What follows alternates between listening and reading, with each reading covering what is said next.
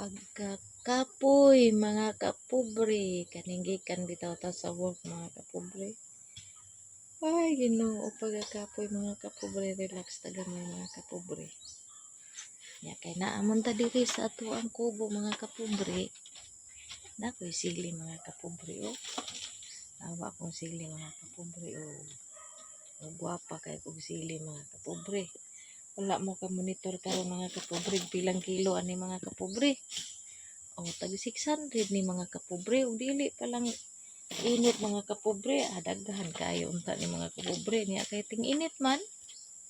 Mantingil na ni ginagmay mga kapobre pero 60 ang gramo ani mga kapobre ay 600 ang kilo mga kapobre.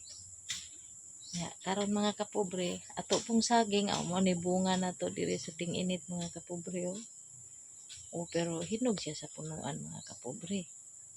Pating hindutan mga kapobre o niya. Itong tubig sa tubod mga kapobre o.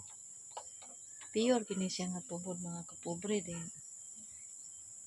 Ya karon mga kapobre kay mo di ay ni amo ang lungagan diri sa amo ang kubo mga kapobre o. Nami daghan luto mga kapobre o niya. Bisag bukid siya mga kapobre o nagyapon mi sudan mga kapobre o. Tanawa mga kapobre o karning manok mga kapobre kay daghan man kay kog manok diri mga kapobre.